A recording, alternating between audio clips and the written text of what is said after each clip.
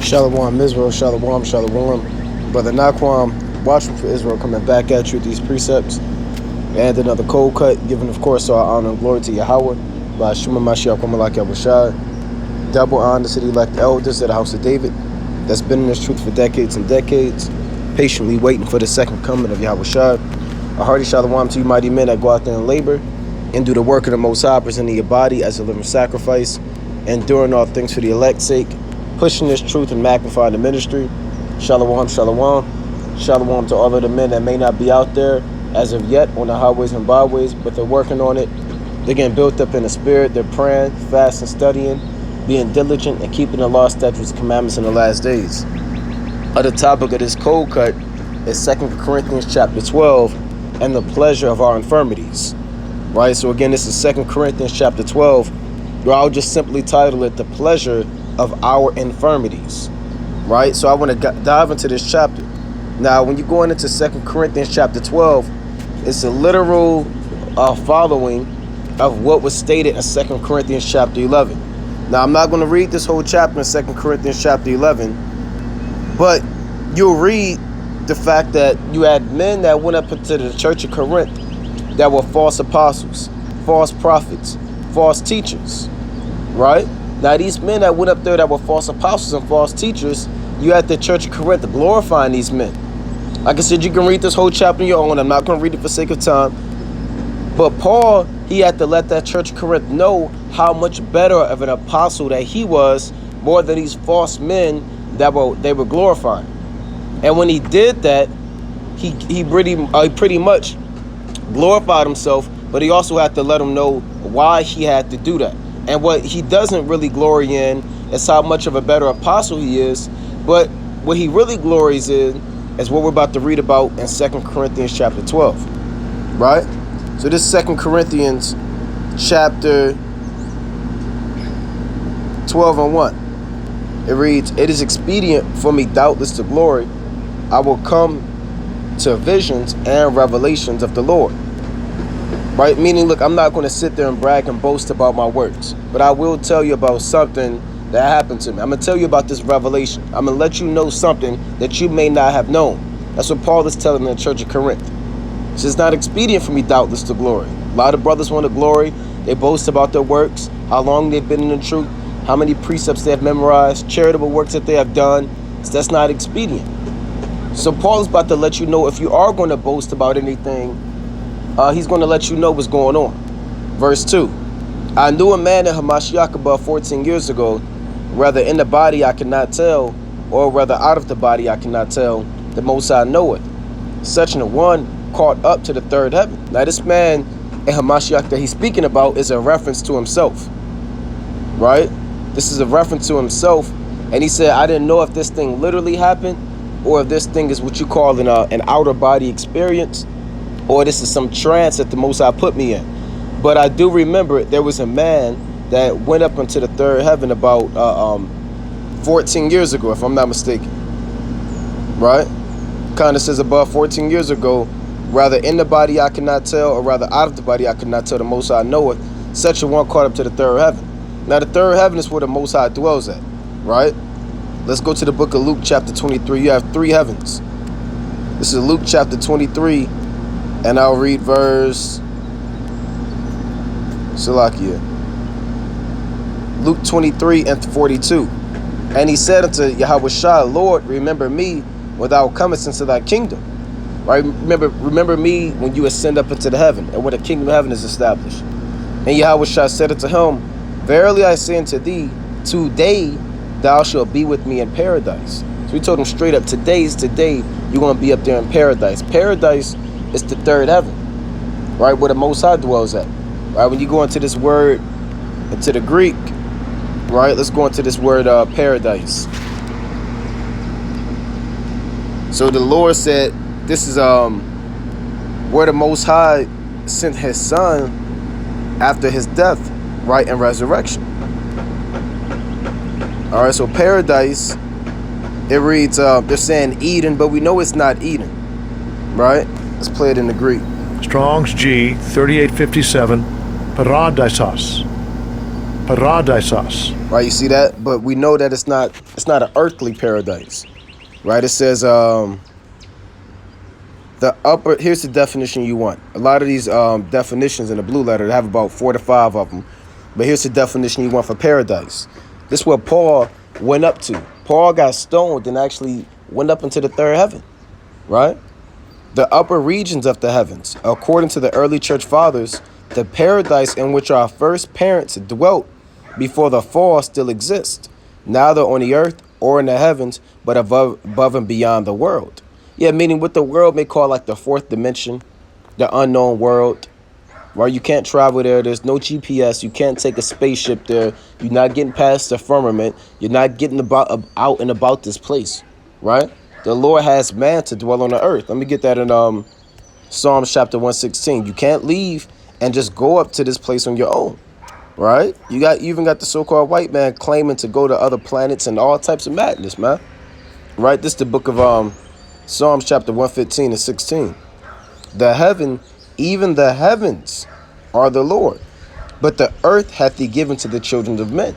So the Most High has given man dominion and sovereignty to rule the earth. Right, you can read that in Genesis chapter 1. Dominion over the fish of the sea, the fowls of the air, the beasts of the field, the creeping things.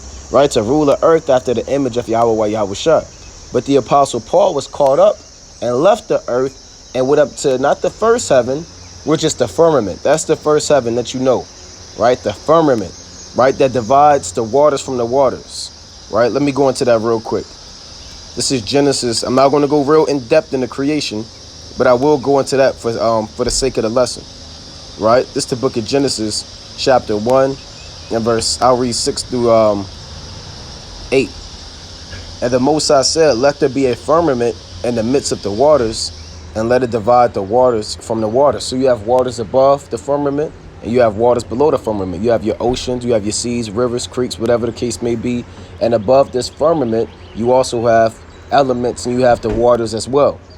All right, that's why even during the time of Noah, you read about the earth, the heavens being opened. The Lord opened the windows of heaven. That's the terminology in the text. The windows of heaven were opened, and water came down and descended upon the earth. Right, verse 7. And the Most High made the firmament and divided the waters which were under the firmament from the waters which were above the firmament, and it was so. So you have a division. You have an expanse that is used to separate these waters above from the waters below. If there was no expanse and firmament, then these waters would come upon the earth and destroy the earth, flood the earth, and destroy all of mankind on it. Right? It says, and the Most High said, let the waters under the heaven be gathered together into one place, and let the dry land appear. And it was so.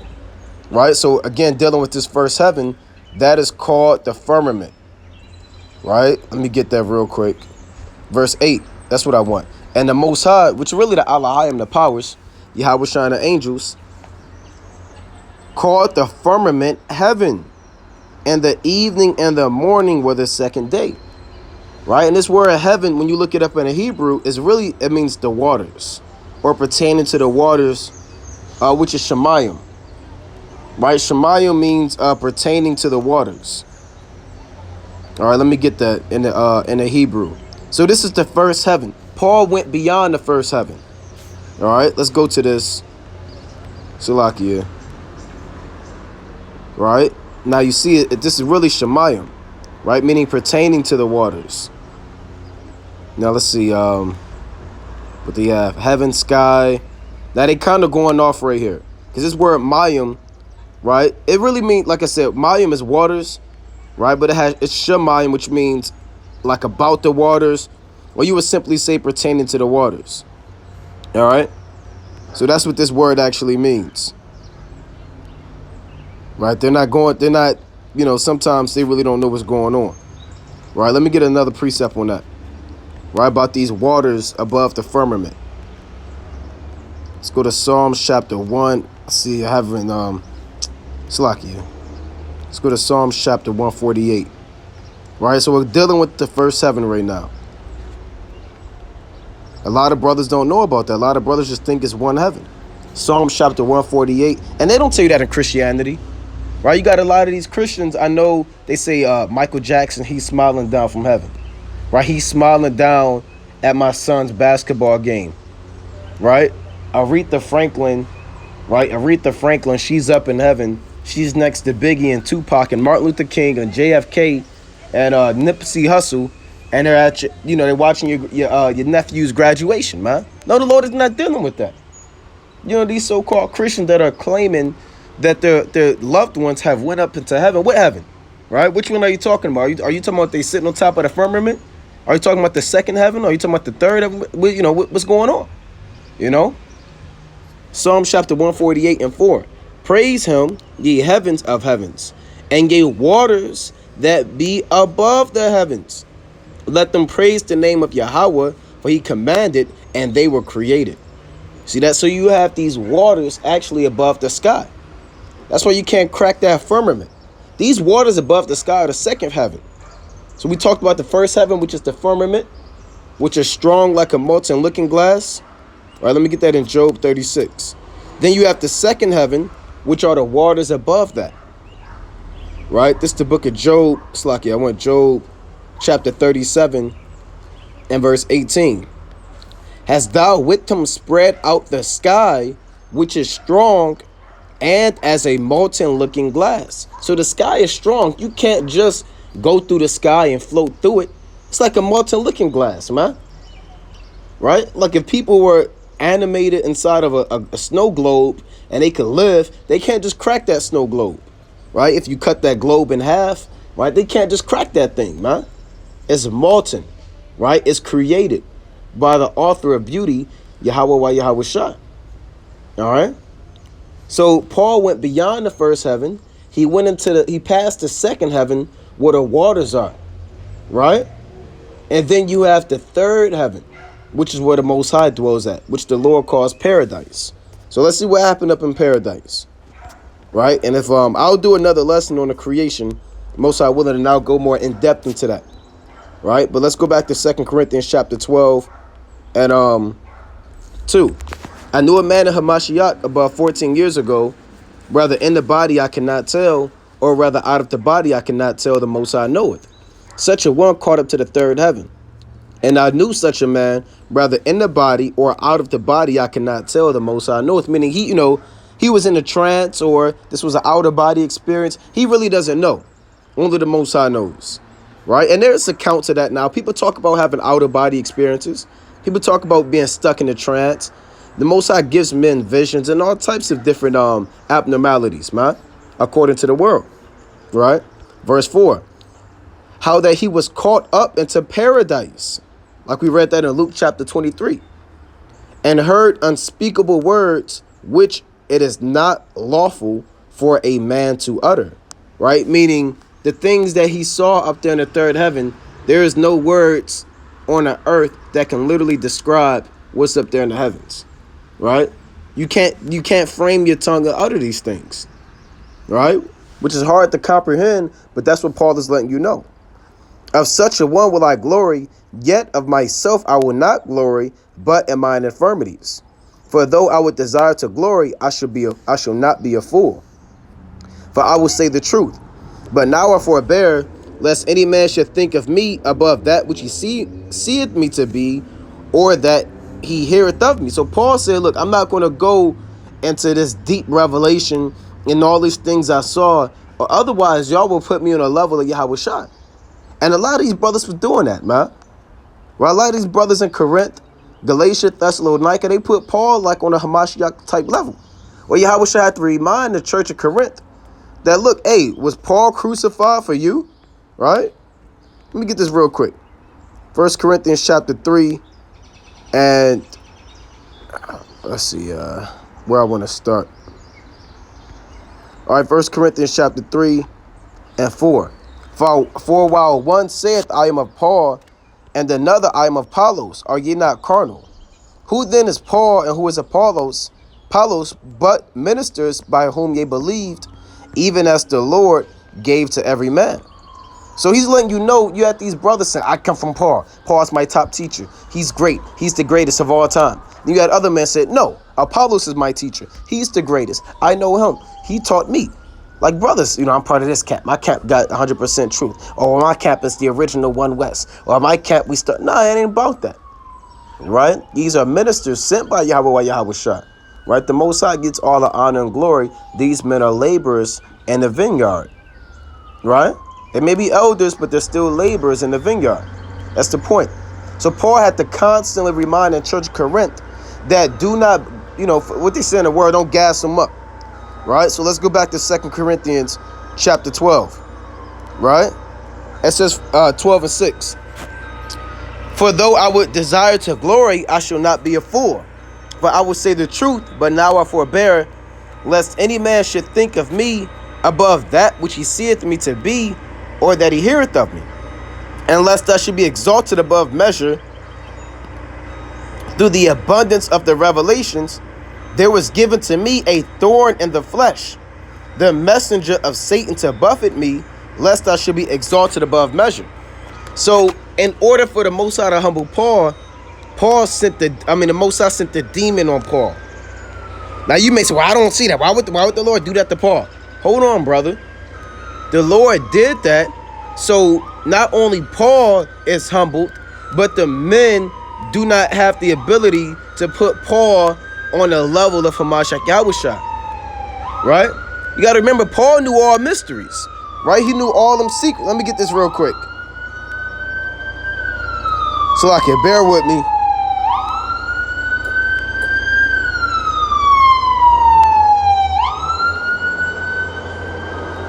Right, this 1 Corinthians chapter 13 and 1.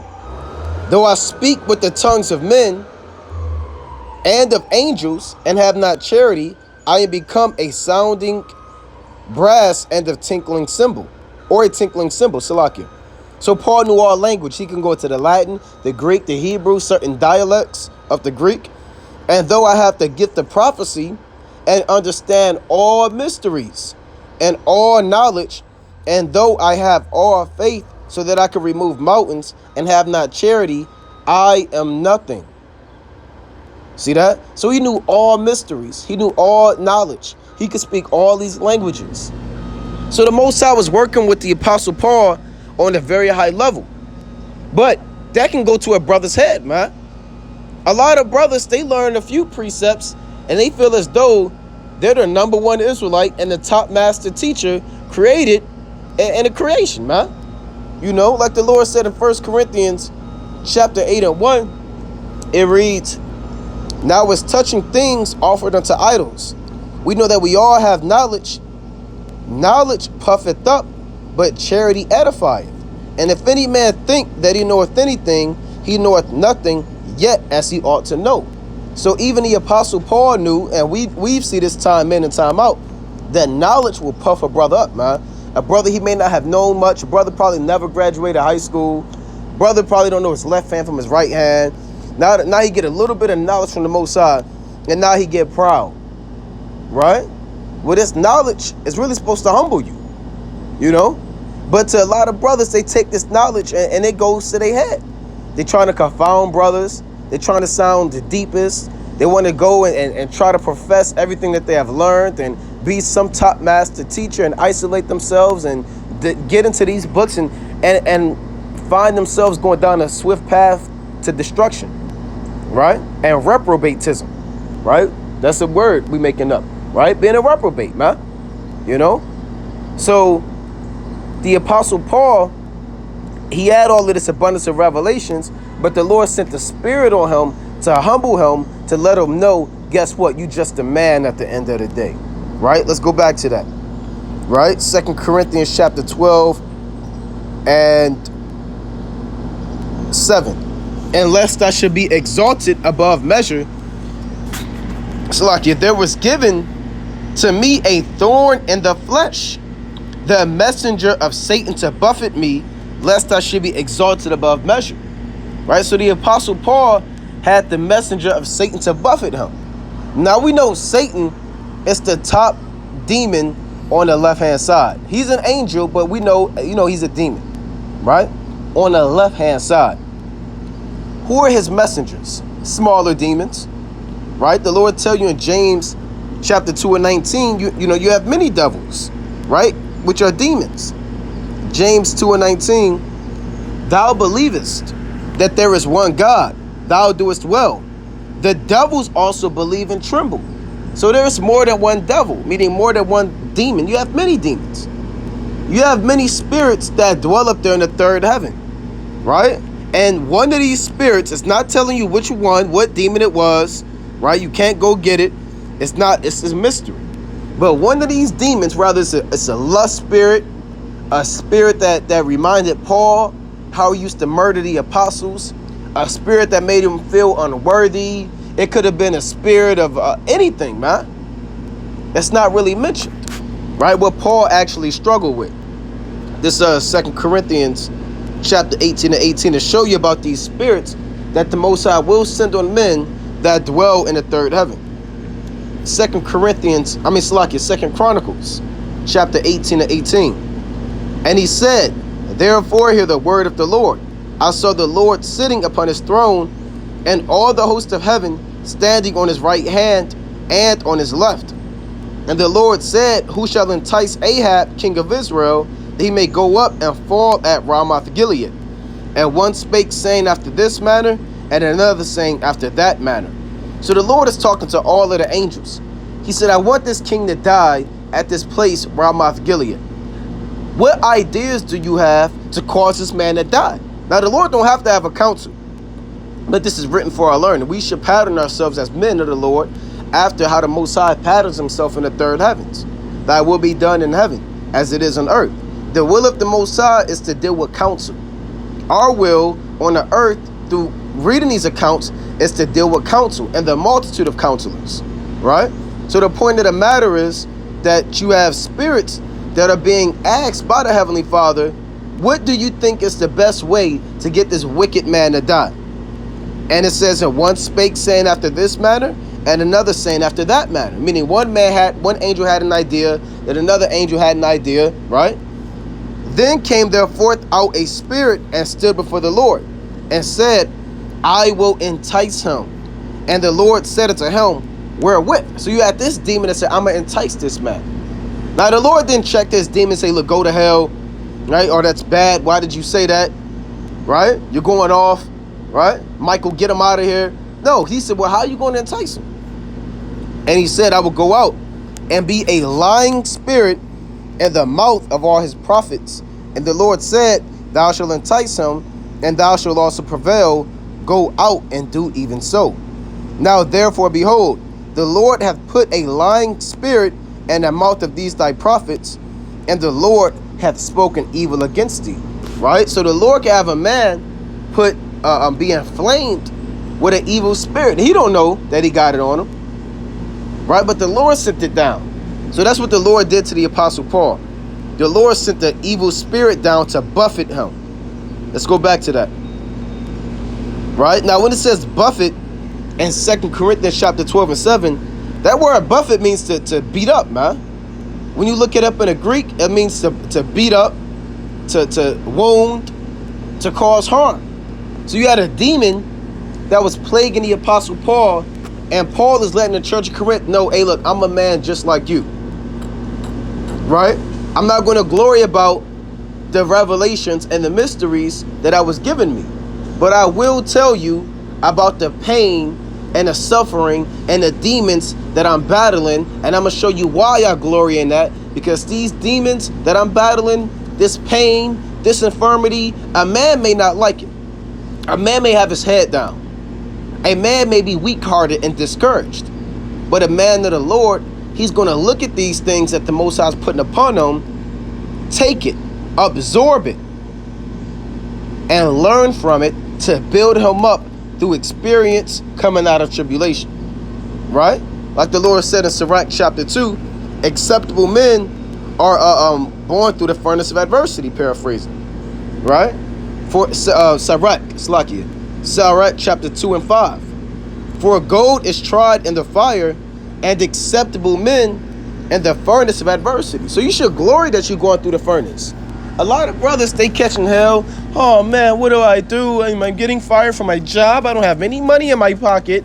Oh, I just injured my back. My wife left me and my kids. Oh, you wouldn't believe the end of it. Right? And then they got their head down, man. Now we know, brothers, you have emotions, You might be kind of feeling down in the spirit, but you got to check that thing, man. You got to check that woe is me spirit. You got to check that everybody, that pity party spirit, man.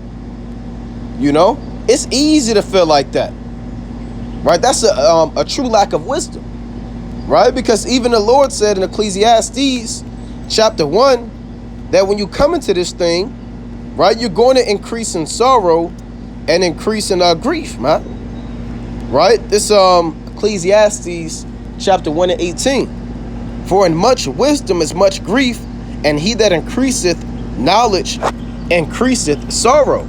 So yeah, when you come into this thing, you're going to catch hell, man. But guess what? That's something to glory in. Because that hell and that fire that you're going through in that furnace is used to remove undesirable traits, impurities, and things that defile your spirit. And as you go through that furnace, and as you go through experience, and as you go through the furnace, and as you go through experience, and as you go through the furnace, and then you learn through experience, you're constantly being molded to a better Israelite man or a woman in this thing, right? And I'll give you an example. Let's say you're a brother or a sister, but I'll deal with brothers, dealing with the men of the Lord, right? Let's say that you were a brother and you're going through the furnace, right? Like Isaiah, let me get this precept, Salakia. Damn daily devotional. Let me get this in Isaiah 48 and 9. For my name's sake, I will defer mine anger. For my praise, I will refrain for thee, that I cut thee not off. Right? Behold, I have refined thee, but not with silver. I have chosen thee in the furnace of affliction. See that the Lord chose you out the hood, out the ghetto, from being a nigger woman, a nigger man. And he didn't take you and put you in paradise.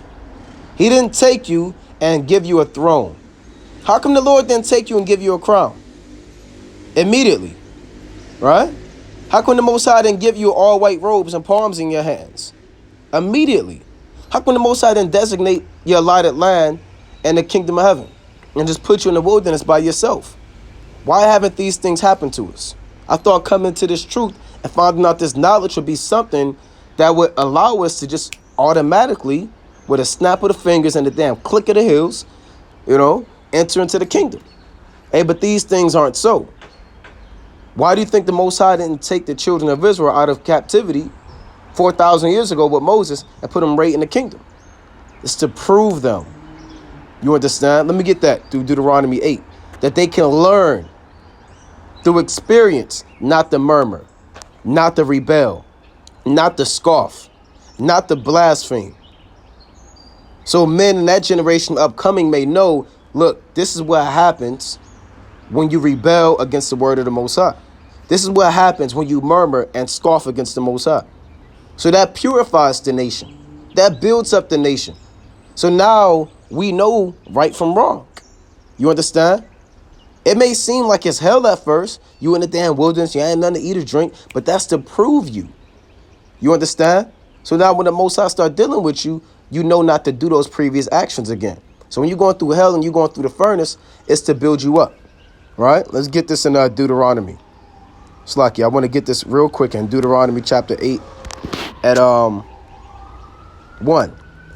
All the commandments which I command thee this day shall ye observe to do, that ye may live and multiply and go in and possess the land which the Lord sware unto your fathers. And thou shalt remember all the way which the Lord thy God led thee these 40 years in the wilderness, to humble thee and to prove thee. See that? To humble thee and to prove thee. To know what was in thine heart, whether thou wouldest keep his commandments or no. So the Lord wanted to see if Israel would keep the commandments. That's why he put them through the wilderness. He didn't just immediately put them in the land, because it would be no point. Take these people, you put them in the land, and all hell break loose. And you got to destroy them or send them into slavery, right? Or reprimand them,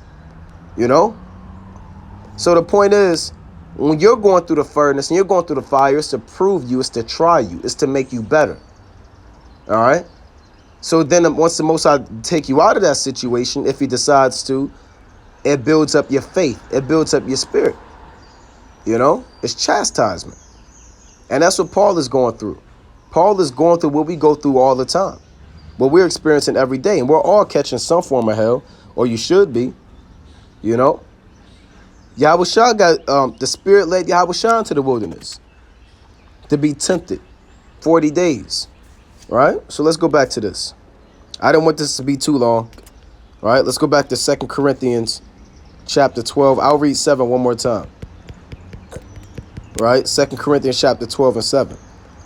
And lest I should be exalted above measure, through the abundance of the revelations, there was given to me a thorn in the flesh, the messenger of Satan to buffet me, lest I should be exalted above measure. For this thing I besought the Lord thrice, that it might depart from me. So Paul prayed 3 times. The first time he prayed that this demon would leave. It did not leave. Paul said, well, what's going on? Paul prayed again that this demon might leave. The Lord didn't allow this demon to leave. It's not because Paul is wicked and Paul's not keeping the commandments. It has nothing to do with that. Then he prayed the 3rd time, and the demon still didn't leave. So now Paul is trying to figure out, well, what the hell is going on, right? For this thing I besought the Lord thrice, that it might depart from me. So here's the answer the Lord gave him. And he said unto me, my grace is sufficient for thee, for my strength is made perfect in weakness. See that? Most gladly, therefore, will I rather glory in mine infirmities, Salakia. Most gladly, therefore, will I rather glory in my infirmities, that the power of Mashiach may rest upon me. So what did Yahushua tell him? How come Yahushua didn't remove that spirit from him? He said, my grace is sufficient for thee, meaning you should already be gone, right? Because he basically put Stephen to death. He wreaked havoc in the church, like it's written in the book of Acts, the 8th chapter. All hell was breaking loose. He was delivering up the apostles. So Paul should be dead. So you going through this little hell that you're going through, that's cool. You should be able to accept that and deal with it, right? My grace is sufficient for thee, meaning you being in this truth, that's good enough. Whatever else, you got to deal with it, right? That's what he's telling them. Just like us, you know, whatever you have done in time past, you know, that may not be something you're proud of, right? That may be something that kind of eat up at your spirit, or something that you regret, right? Whatever so-called life that you lived, you know, that may be something that eats away at your spirit and it vexes your mind, just like what we're reading about. But that's something that you got to sit there and say, yeah, damn, I was wicked as hell. I used to commit adultery. I used to smoke weed. I used to rob banks. Whatever you used to do, man. You know what you did. You know the wickedness you did. Go read the law and see how many things you did are punishable by death, man. How many times you broke the Sabbath day? You ain't had your fringes on. You might have been into all types of freaking damn homosexuality and damn orgies and threesomes and damn drugs and all types of damn. You might have raped somebody. You might have been effeminate, right? You might have been shaving your beard. And it did all types of wickedness, man. So what? You got to catch a little bit of hell. That's what Yahushua is saying. So what? Your car broke down. So what? You got fired from your job. So what? Your woman left you. Right? So what? Your back hurt, man. So what? Your knees hurt. So what? You sick. You know? That's what the Lord is saying. You being in this truth, that's sufficient for you. You gotta deal with it. Now a lot of brothers getting mad. Well, that's me. I thought the Lord loved me. Guess what? That is love. Take out the so-called white man's ideology of love that is not conducive to you, which pacifies you, keeps you docile, asleep, and damn spiritually retarded, man. And take on what the Most High is telling you was love, man. Right? So and I'll give you a worldly example. As if a brother, he may play sports, right? He may hoop, he may play football, and I've used this example before. You know, he may play dance, whatever, man. He has to go through hell, right? He got to do 2-a-days. He got to get up at 4 a.m.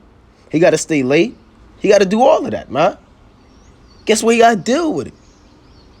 Him being on the team, that's good enough. Everything that comes with it, it is what it is. You have made the team. You're in this truth. That guy, he made the team. The football team. So what he got to get up at 5 in the morning? So what he got to stay late? So what you got to watch game film? So what he can't spend time with his damn high school sweetheart or his damn family or all of that, man? Because he got to be at practice. So what? That's to build you up and make you stronger, take you from that high school level to the collegiate level, from the collegiate level to the professional level. This is to take us as men and women of the Lord, to take us from this carnal body to a spiritual body, from this earthly tabernacle to a house not made with hands, from the first heaven and the first earth to the second heaven and the second earth. Right? Let me read that again. So you should glory in these infirmities and thank Yahweh Yahweh Shah, say Tawadi Yahweh Yahweh Shah, for allowing me even to be in this truth, for humbling me and allowing me to catch this hell to make me stronger. Now, before I read that again, right, let's go to Romans chapter 5.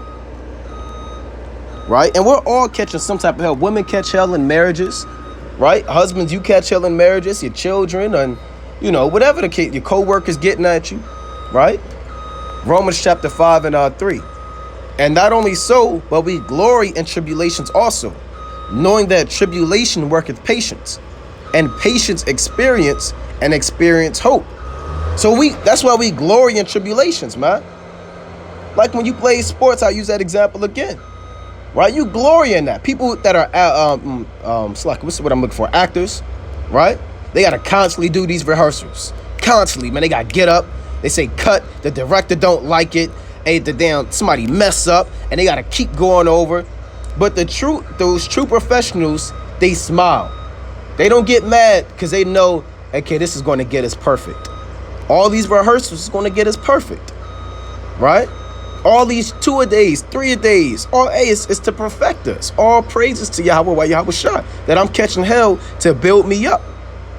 So when the next thing comes my way, I know how to deal with it. Then the next thing comes my way and I know how to deal with it. And I'm constantly being molded to a man that's able to be desired of Yahweh Yahweh Shah. So we glory in tribulations because it worketh patience and patience experience, you know? And the Lord said in Malachi that he's going to make up his jewels.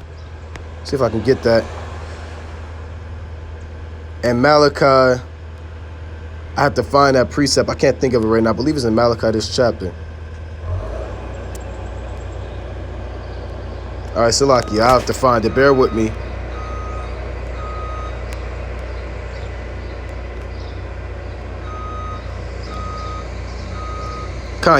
I read right past it. Malachi 3:17. And I'll start at 3:17. And they shall be mine, said the Lord of hosts. And that day when I make up my jewels, I will spare them as a man spareth his own son that serveth him. So the Lord is looking for jewels. And the jewels are the gems and the metals. You understand? These different stones that are going to be in the kingdom of heaven. Right? Brothers are spiritual amethyst, spiritual carbuncle, spiritual chrysoprases, right? Read these stones, sardius. Read these stones in Revelation 21. That's the men of the Lord.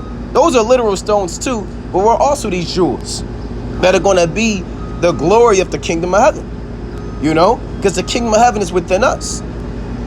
And you can't be a precious jewel unless a fine master jeweler or, you know, a blacksmith, a goldsmith, they take metal, they put it through the fire, then it removes those undesirable traits and metals and alloys, and it'll be something worthy of value. We're invaluable right now, and our true value lies as we come out of the furnace, not while we're in the furnace, and damn sure not while we're in the world, in the mud and in the dirt and the filth of this society. All right? So I want to go back, and we're about to close out. 2 Corinthians chapter 12 and 9 again. And he said, my grace is sufficient for thee, for my strength is made perfect in weakness. Most gladly, therefore, will I rather glory in my infirmities, that the power of Mashiach may rest upon me. Therefore, I take pleasure in infirmities, in reproaches, in necessities, meaning when you need something, you don't have it. In reproach, you're being mocked, you're being ridiculed. Infirmities, physical, spiritual pain, and distresses, rent, stress, anguish of mind, grief, sorrow, depression. Take pleasure in that, man. For Mashiach's sake, for when I am weak, then am I strong. right? When I'm sweating running them 2-a-days, it's making me stronger.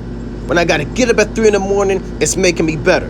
When I'm getting fired from my job for the truth's sake, right? When I'm getting damn mocked by my wife because she don't want to get this truth, it's building me up. When my kids leave me, it's to make me stronger. Or when all hell break loose, it's to mold me and build me up. I take pleasure in my infirmities. When I am weak, then am I strong. You're not strong when you're feeling good. You're not strong in the house of mirth. You're not strong after the best day of your life.